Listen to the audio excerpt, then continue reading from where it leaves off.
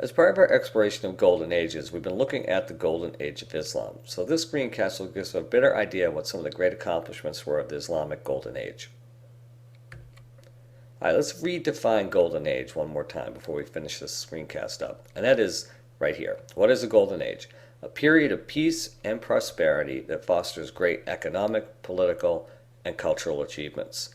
Now we can apply that definition not just to the Golden Age of Islam, but also to the Tang and Song Dynasty China, the Byzantine Empire, and even the Gupta Empire of India. So those are the three, plus Islam is the fourth major area of Golden Ages that we've studied in this unit. And this definition of a Golden Age works with all of them. Now we're going to take a look at the House of Wisdom. The House of Wisdom existed from the 9th to 13th centuries. It was located in Baghdad, which is the capital of Iraq. It attracted scholars from all over the world. And teachers and students translated Greek manuscripts and preserved them for all times. So what I want you to think about is when we think about the House of Wisdom, you have to think of it as like one of the world's first universities. So what this tells us is that from the 9th to 13th centuries, Baghdad was a very important place. It was a center of learning. People went there to learn, people went there to study, and as a result, Muslim scholars there played a huge role in preserving the classical Greek heritage. They were very interested in the Greek scientists, and so their open-mindedness towards science and mathematics led them to not only look towards the past, but also to preserve those documents so they could be transmitted later on. Had they not done this, it might have been difficult later on during Europe's Renaissance for people to discover the discoveries they were making, because it was Muslim scientists who actually recorded and preserved much of that information.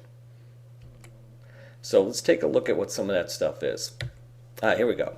Chemistry and medicine. Basically, Muslims had a classification system.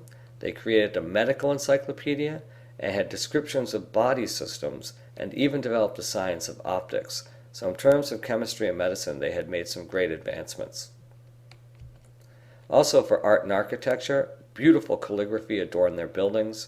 Arabesque designs were known for beautifying their buildings with different types of geometric shapes and forms. And again, they use these to decorate their mosques. Remember, in Muslim culture, you're not supposed to have any pictures of people like Muhammad or God, and so most of these mosques are decorated in a way that either uses calligraphy or uses these arabesque designs, these geometric patterns and shapes, and they're quite beautiful. Also, for philosophy and history, they were interested in the study of logic and theology. They also were interested in the study of Aristotle. He was one of their favorite Greek scientists. And they were interested in the study of history. In terms of astronomy and geography, they basically predicted solar eclipses. They made models of the universe. They actually invented the astrolabe, which is a device for navigation that's still used today by people who pilot ships. And they were excellent map makers.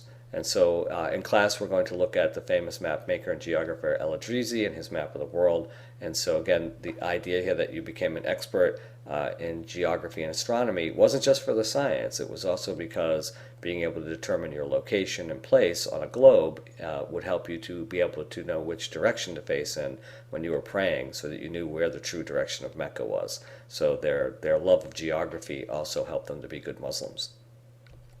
Also, for literature, we've got the Quran, of course, which is their sacred text, but there was also Islamic poetry and great stories, epic tales, like Arabian Nights is a story that would have come from the Arab world, but also would have been inspired by Muslims as well.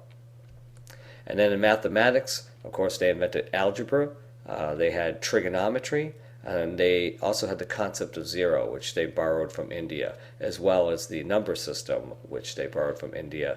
Today, it's the same number system that we use. We do not use Roman numerals when doing math. The numbers we use, we call them Arabic numerals, but in fact, they originated in India.